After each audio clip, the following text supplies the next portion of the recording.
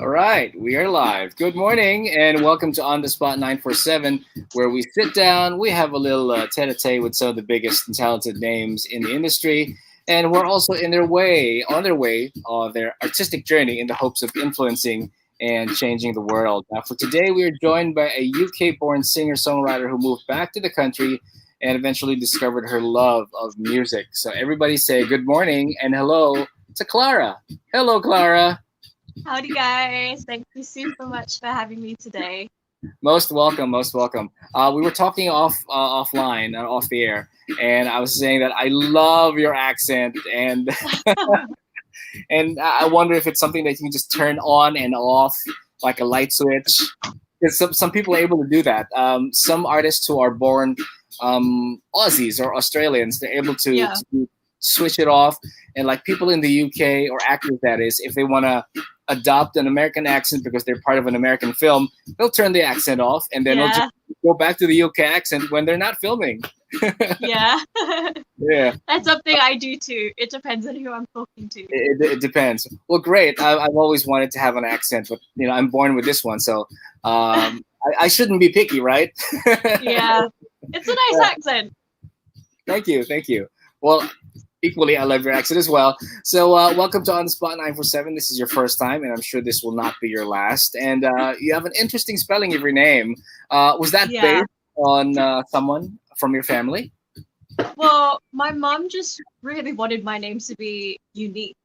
And Okay. so, yeah, so she put an H in there to just throw everyone off. Just put a silent H somewhere to Yeah, make it a right, bit right. different.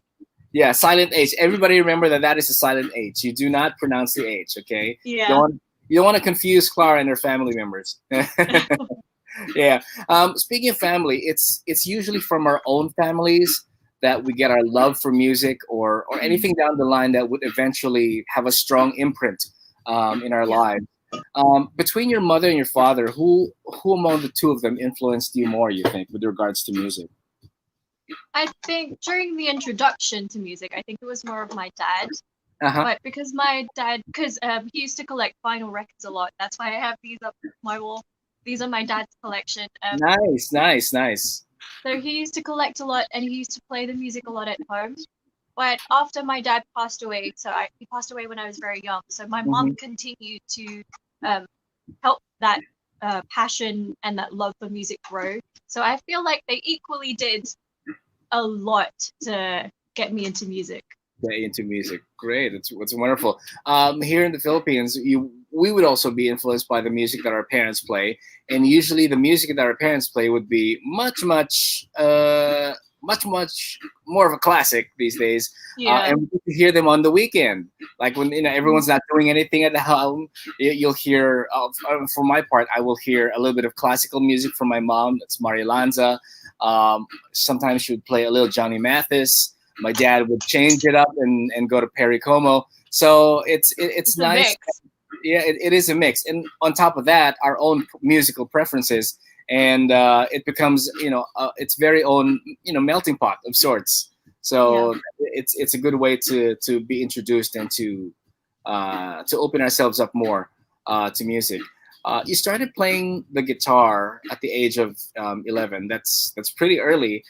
One thing I Yeah. know for sure was I was not playing any musical instrument at that age. I was so busy being a kid with video games and other kids. I was wondering, what is it about the guitar that drew you in, and probably I don't know, maybe not the piano.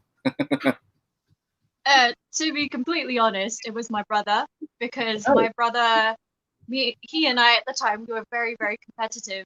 So every time that he would want to do something new, I wanted to do it too, and ah, I wanted the crown of being like the talented one in the family. So I tried my hardest to out guitar him. I'm not sure if okay. that's how I should say it, but I tried my best to yeah, to learn the guitar as much as I can so that I'd be better at him. And yeah, so that happened. So my love for playing the guitar grew out of being competitive. Well, you can probably add your brother as your list of musical influences because if not for him, Yeah, you probably would not have been playing the guitar today. for sure, for sure.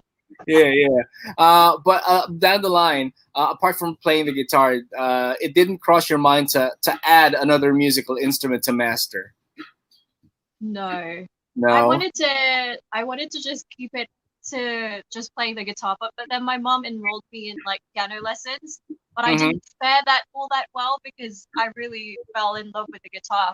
But so yeah, I dabble with the piano, but I my heart is where my guitar is.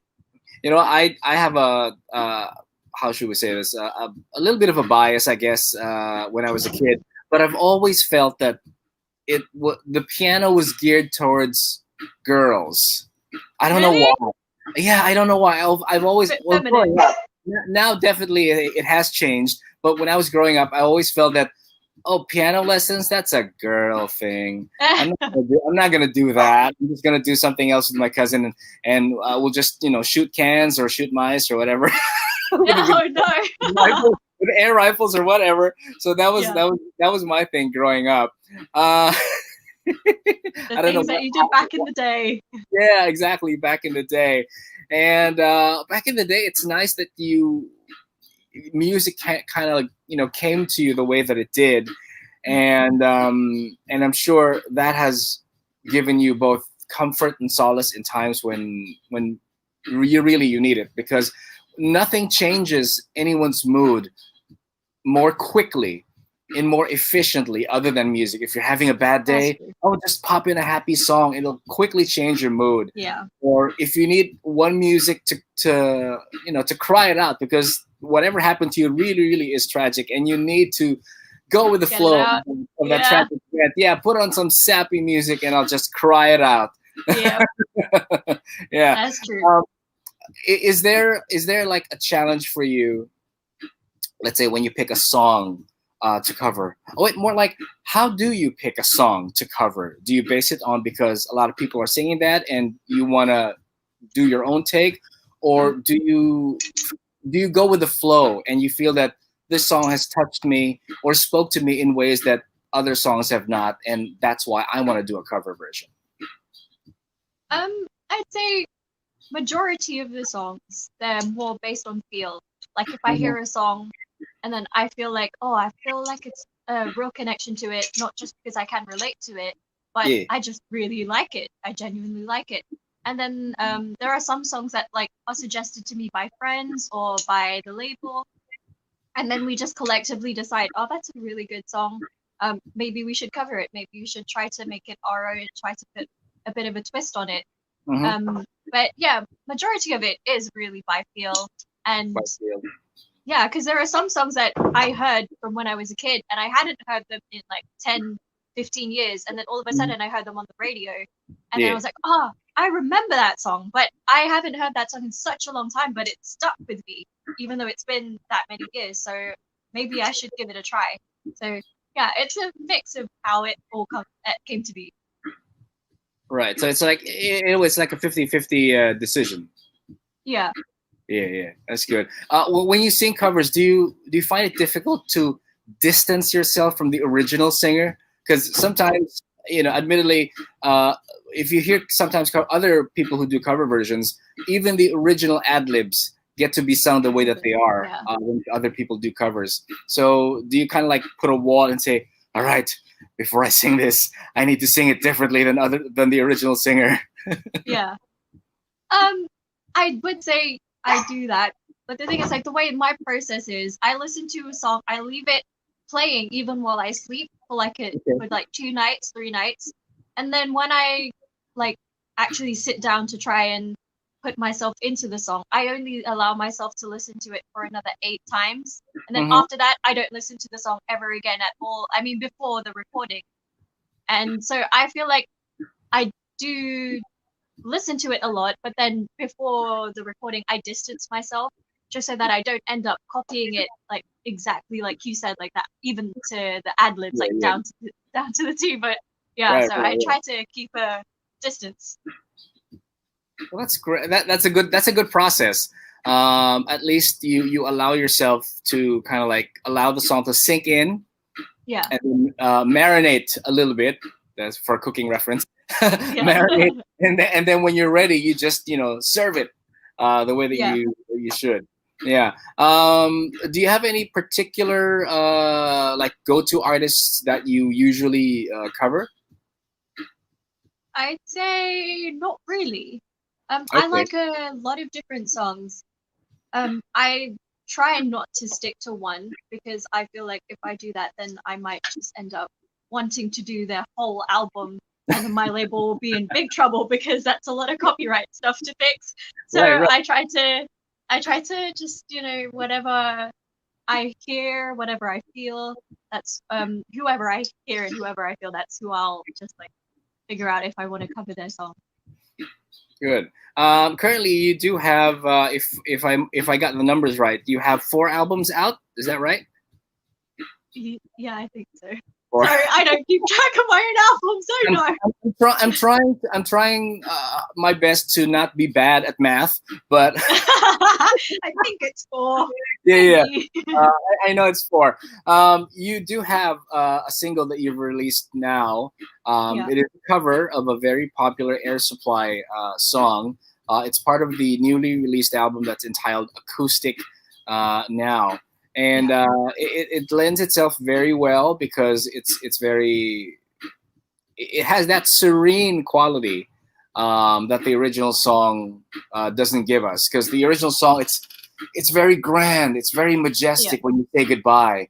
Yours is more like it's very intimate and it's very personal. Yes, I am saying goodbye, but Yeah. with a touch of hope that if it may be goodbye now, it might actually be hello tomorrow. So that's Could be. yeah, that's one thing that I like about your version. And added trivia, by the way, and Okay. this is probably gonna date me, but Oh no. the original Air Supply track was also used in an American soap opera that's called One Life to Live. I used to watch this in on cable back in the day, back in the '90s, and they have a great soundtrack, and you may want to check it out. There might be some I songs will. that, that you Could do. think of covering. Yeah. So going back to your song, to your Air Supply cover of "Goodbye," that was also, I take it, a joint decision between you and the label to decide that that's the song that you want to cover.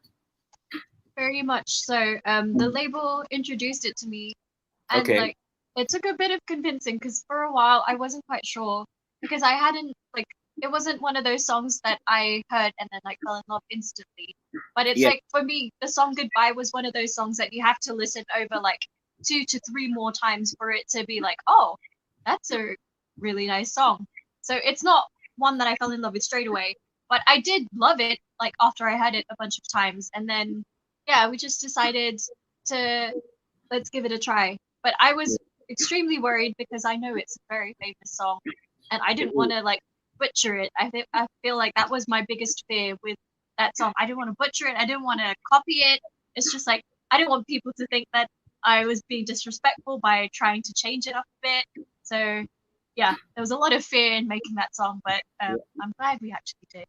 Right. You know what? That also brings to light a fact that I guess a lot of listeners do not realize when any artist would cover any song, is that there's a little unspoken fear at the back of your head that plays in the back of your head that if I do this, I hope I will not be compared too much to the original. Yeah, I hope that people will like it, no matter how different and no yeah, matter how deconstructed my version is. yeah, Uh, we always, you would always want that the listeners appreciate the effort that you put into the song. But of course, you not only do covers, you also write your own material, yeah. right? I do. For people who are interested in getting the album, is it purely a cover album, or are there also originals in the album? So for this specific album, it's completely covers. But for the Okay, next one that I'll be releasing next year, that'll be completely originals, which is another original, scary. Yeah. which is equally a scary thing in itself as well. Yeah. Yeah. I was wondering about your process when you do write a song. Which comes to you first? Would that be the music or the lyrics? You This probably question. get that question many times, but Yeah. for my own personal curiosity, since I also do a little bit of songwriting myself, so I was running, for other people. Uh, which one comes first for you? For me, it actually just depends. It's never ever the same process.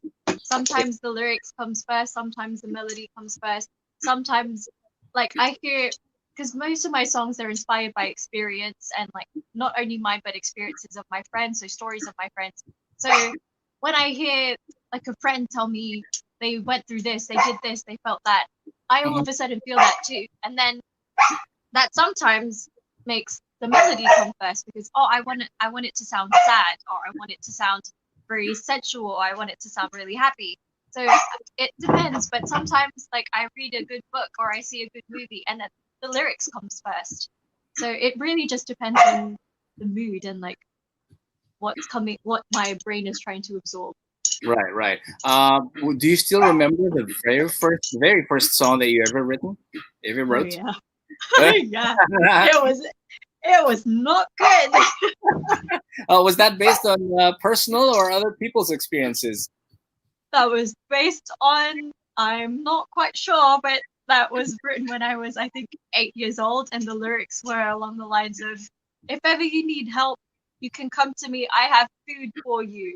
So that was not a great song at all. So yeah, But that would be the best way to have people to come into your home and eat with you, and you yeah, can cook feed them, cook for them. Yep. yeah. Still on the subject of first, would you remember the very first song that you sang in front of an audience? Oh yeah. That's another one. That's another story. It's my mom's fault. She made me sing "My Heart Will Go On" by Celine Dion, and that Oh, was that was my forever song for like a good 5 years. that's a heartwarming. Yes, it's a song that lends itself to be played over and over again, especially if you're a fan of the film. Yep. Titanic. Uh, a very long 3-hour film, to say the Mhm. least. If given a chance, which foreign artist do you think you would want to sing with? Hands down, John Mayer. Forever Really? boys, it will be Well, John of course, Mayer. he Yeah.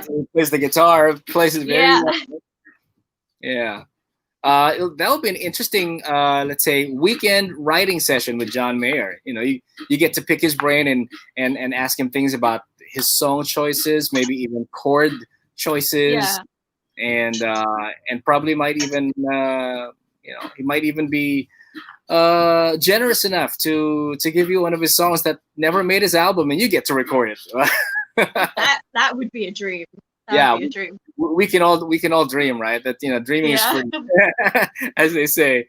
Um, that's for foreign artists, but let's say for local artists. How about local artists? Have you ever thought about collaborating with anyone? For local, I've always wanted to work with Ben and Ben, and I think Yang as well. Yang was the very, very first local artist that I ever wanted to work with, and that I ever like really, really, truly fell in love with. And Mhm. yeah, so it would be one of them. Would be a dream. And she's a great songwriter as well. Yeah. Yeah. Um, do you feel that the key to a good song? I mean, which is for you the key to a good song? A good refrain, or one that sticks in your head and never goes away? Which one do you think is really hands down the quality of a good song? I'd say neither. I'd say a good song is one that you can relate to, and that like even if you haven't heard it for a gazillion years, and then you hear it all of a sudden on the radio, and then you sing along with it again, that's I feel like that's a good song, one that will always resonate with you, no matter if it's the lyrics or the melody. It's just one that will always bring you back to like a certain memory, or one that will always just like help you, yeah, bring along a memory or something like that. Bring a lot of memories. Yeah, memories are good, and that's what song does. It will bring you back to a time where you felt that you were able to do anything else, that you were ready to take on the world, or brings you back to a time wherein you were most vulnerable, and you found someone to lift you up. The one thing also good about being an artist is you get to do what you love. You decide, I guess, how a song's gonna sound like. You get to decide how you want to present yourself as an artist to the outside world, with the hope that what you do will resonate with people, regardless of where they are in the world. Um, when you hear comments like, "Oh, I like your version of this song," or "This original song of mine, it made me tear up. It made me remind myself, when I was vulnerable. But although I'm strong now, it's okay to be reminded of that." Or it's more like, "Your song helped me get over a bad relationship." What effect does that have on you as an artist? It really makes you feel like, personally, I mean, it makes me feel like I've made a mark, that I've helped someone. And I feel like one of my life goals is to always just make sure that along the way, no matter what I'm doing, if someone needs help, I'll help them. So it feeds into my life goal Hmm. of being there for someone, even if like I'm not physically there for them. And Yeah. it makes me feel really good, and it helps me sleep at night, actually. So when I get messages like that, it's always just like the best feeling in the world. And to know that you are part of someone's life is just like there aren't any words that could ever describe how great that feeling is. Yeah. So it's And it's just an amazing feeling. with 4 albums out, I won't be surprised that you get a lot of messages like that every day. Not Yeah. really, no. Um, Just the occasional one from family. that would be, the surprise email of all time when you get something like that. Since you said that there's no, it's not a toss up between music or lyrics, but would there be a toss up with regards to the venue of where you write best? Some people get to write, in a room secluded from everyone else. Other people can write in a car while they're driving. So, any specified places where you prefer to write your own songs? I prefer my room where it's just quiet and it's just me, and because my room is next to a bunch of trees, so Okay. just Ah. looking outside, seeing the trees. I'm a nature person, so yeah, I need my gubat, I need my forest to Yeah, write. you need a gubat. Okay. Yeah, yeah, yeah. Yeah, I hear you. I so hear you. here is the area. This place And and is where and, I and write everything. good night. I'm sure we'll also be able to help you sleep and write Yeah. if you're a nature person. Um, Also, as a creative individual is running, do you feel validation needs to be achieved from within first, or you get it by how other people react to what you do? I feel like I won't lie. There are times where validation from others helps a lot more than validation within myself, because I feel like all humans, we all have moments where we're very vulnerable, where we doubt ourselves, even though like we know what we've done is nice or good, but we still need to hear it from someone else. I feel like there's that thing that you can't take away from people, where they're never going to feel the exact same thing every time. So it varies from moment to moment. There are moments where the validation from myself is all that I need, but there are times where I really just need a hug from my mom, and my mom to tell me that it's good, it sounds nice, or uh I need a phone call from a friend to tell me, yeah, it's good. Don't be too like picky, or don't be too scared. And Yeah. yeah, so I feel like it just varies from moment to moment. It varies from moment to moment. And when you get to work with a lot of big name artists, that's in a way the ultimate validation. You were able to do something to that effect, because you were featured in an Evo Sounds album called Voices of Love, and you were there with some finest female vocalists that everyone knows. One of them would be Stacey Kent, and there's also Julianne Taylor, Olivia Ong, Susan Wong. Yeah. Would it be great to have to be part of another project like that? It would be really cool. But a little side thing is, I was actually a backup singer for Susan Wong in one of Oh, her shows. So I did actually get to kind of work with her, but not in the way that I've always wanted, where like it would be a duet. But I did get to sing backup for her, and that was like a huge thing for me. And yeah, but it would be amazing if I get the chance to do something like that again, to be on like a compilation album with really like amazing artists that I admire. yeah. And these days with the pandemic going on, live performances are a no-no. Mm. They're not allowed yet, and I'm sure that you missed it playing in front of a live audience, and seeing the audience, interact real time, to what you're doing, and to music that you're playing. Going back to the album before we wrap this up, how many songs are there in the album Acoustic Now?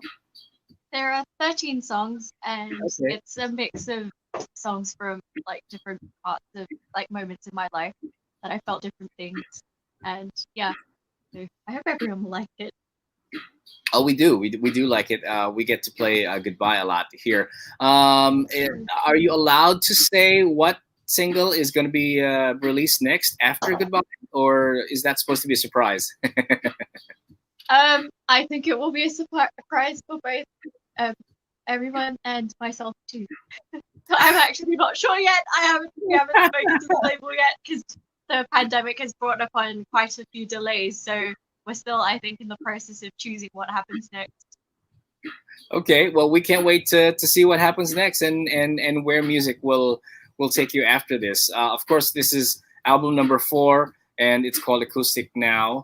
And being someone who is not versed in math, we know that after number 4, number 5 comes after. I've come along, yeah. So, Yeah. so Oh my we are gosh. hoping for your next album, of which you did mention it's going to be an all original album, and it's probably too early to say, the concept of the album or even the title of that album. But we can't wait for album number 5. And if you need to let us know what album number 5 is all about, then you are most welcome to come by and drop us and drop over. That is if we are able to do that, to be Yeah. physically present. Hopefully. If not, then this is fine too. That's the great thing about technology, that you can either use it to, it can either work against you or work for you. But Yeah. better that it works for you. Yeah. I was wondering, where can our listeners follow and see more of you on social media? You guys can follow me on Instagram and also Facebook. Just search my name. I know the spelling's a little bit different, but just don't forget the silent H, Yes. CHLARA. So yeah, I post a lot of updates there where you can listen to my music. So hopefully guys will visit me there, and also on Twitter as well. So yeah, just find me on social. All right, we will do that. I'll also be typing the details on our show notes so that the listeners can just click automatically and follow you on Instagram. So you're on Instagram, you're on YouTube, and you're also on Twitter, right? All Yep. of the most problem. Okay. Yeah. Will you be on TikTok? No, that's one thing I haven't dipped my toes into yet. Not yet, not yet. Who knows? Yeah. You might just decide to do that and do all sorts of Harry Potter cosplay. Harry Potter stuff, yeah. Yeah, I know. yeah, we were talking about Harry Potter off the air, so it's like it was Yeah. so much fun. I don't suppose Luna's in the room right now. Luna's outside. No, but Perry's running around like a little crazy monkey. So yeah. Luna's Clara's dog, and we probably would see a little bit of Luna in some of your footages on YouTube. Yeah. Well, you'd definitely hear her a bunch. You'll hear her and my chickens and my cat. So yeah. All right. You have an entire. Is that a zoo? Yeah. Of sorts. Slowly becoming a zoo. Of sorts. You'd probably have to charge people to go in and make money off that as well. I should start that. I should. We have newly added ducks as well, so it's a whole little farm here. Awesome. Keep us posted on the farm. Who knows? It might actually be something. Your very own, musical farm amusement park of sorts. Yep. with magic and sorcery added for good measure. Thank you so much, Chlara, for Thank joining you us super today much. for On the Spot 947. And come see us again. Come drop by, and it will be great to speak with you and to learn more from you. And also for before we go away, any last words for, let's say, aspiring singer-songwriters out there who would want to be on the same path as you are? I feel like the best thing to say is just to keep going and Mm-hmm. don't stop learning. And the biggest thing is always, always, always keep your feet on the ground. No matter what happens, just remember your roots, remember where you came from, remember everyone who helped you get there, and just keep at it. Just don't give up. If it's your dream, you can make it happen. And I'm sure you'll find ways to make it happen. All right, just like Glee, don't stop believing. Yep.